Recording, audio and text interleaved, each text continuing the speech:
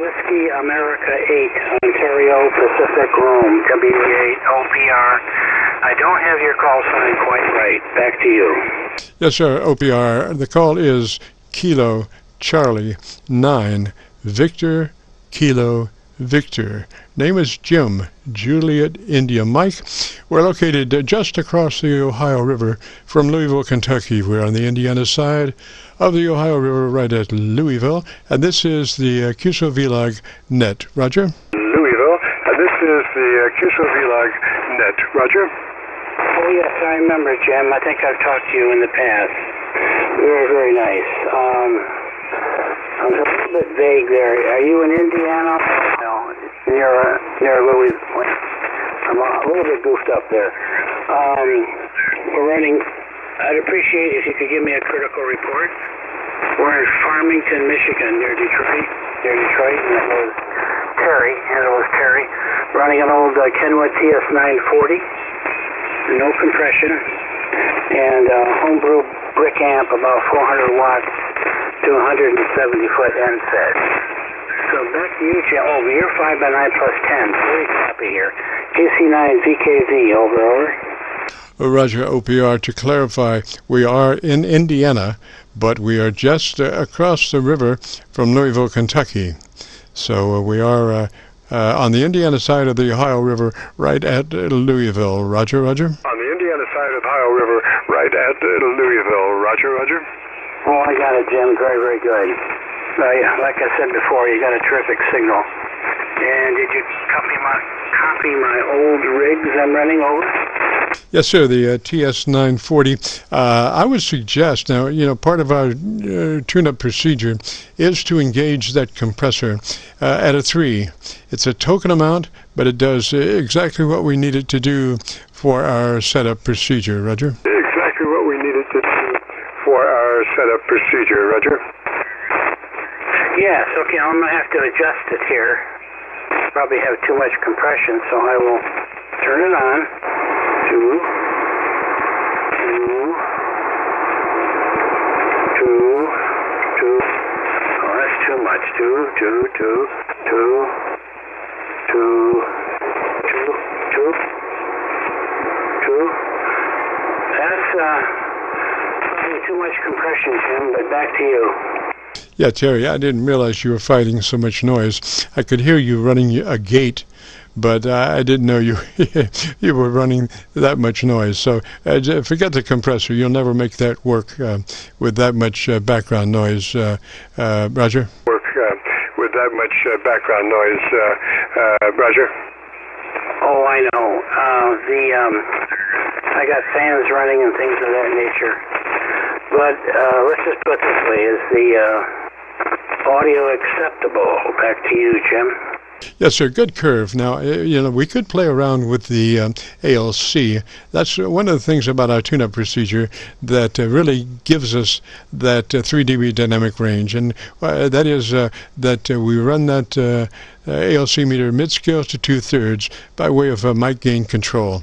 So whatever your procedure is there for striking balance with that noise gate, we want that noise gate in there, and then as you speak fairly rapidly, 100, 200, 300, adjust your mic gain until your ALC is reading mid-scale to 2/3. Mic gain until your ALC is reading mid-scale to 2/3. Okay, well, I'm far exceeding ALC, so hold on a minute here. How do I do that? Gosh, I forgot. I know how I do that. 1, 2, 3, 1, 2, 3. All right, now, okay. I hope that's about right. It looks okay on my meters. Over. Yes, sir. It looks good here. You are 3 dB dynamic range, which is exactly where you need to be. 3 dB dynamic range means that you're running an average 80 to 85% of peak modulation, whereas unprocessed audio has a 10 dB dynamic range with about a 30 dB, 30% average peak modulation. And your EQ curve looks really good. Roger? EQ curve looks really good. Thank Thank you, Jim. You're a great service to the amateur community. Do dearly appreciate it. You're still running 5x9 to over with QSB. But before I leave you, if you could give me a signal report, I'd appreciate that too, Jim. Back to you. Yes, sir. Now, I can't really give you an estimated reading because we run a fairly low RF in our receive front end to stay out of compression. We try to capture signals as flat as we can, so we don't want to add AGC receiver compression.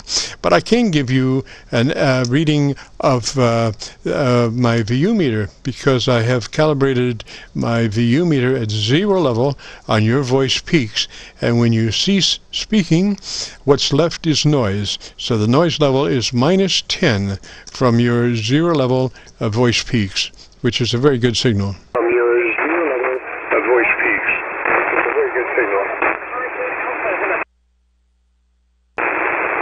Well, I hope you never get tired of doing this because I'm sure there are many stations that want to talk to you, so I won't hold you, Jim. Have a good sport. KC9VKV over.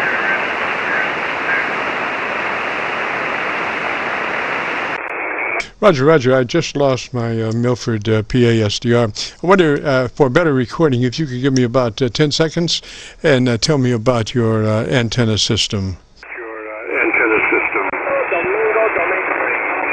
Yes, sir. I'll be real quick. It's a 170-foot end-fed wire, about 50 foot up at the high point, fed at ground zero.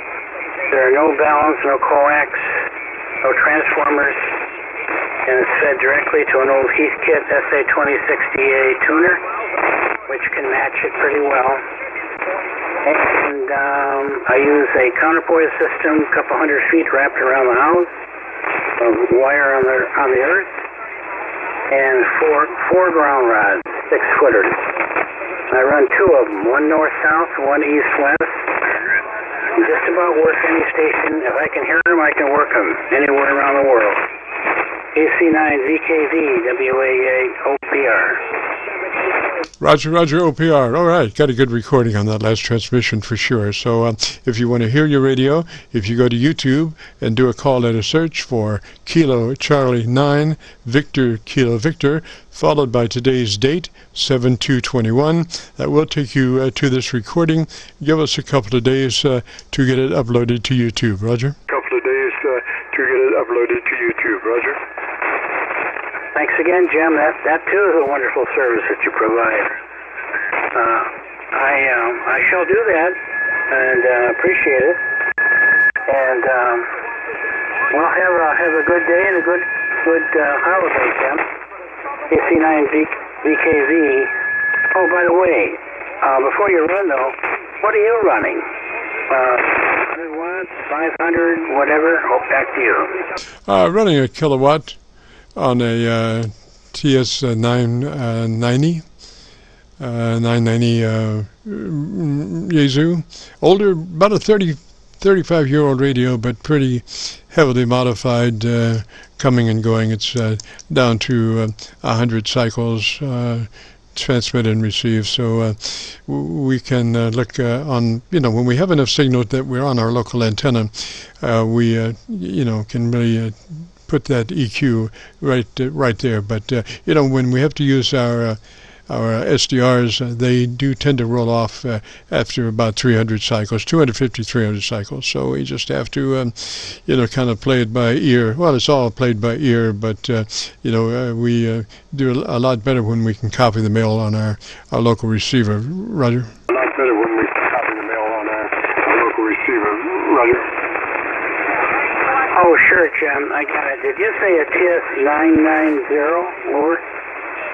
It's a Yaesu 990, about 35-year-old radio. 90, about 35-year-old radio.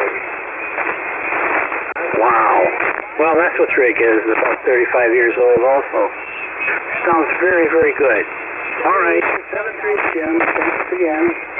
And back to you. Roger, Roger, Terry, 73, sir. Have a great afternoon and a beautiful weekend. And with that, we conclude our Friday afternoon Qso-Vlog net. It's 5:05, and we've been turned into a pumpkin for the last 5 minutes, so we got to get out of here.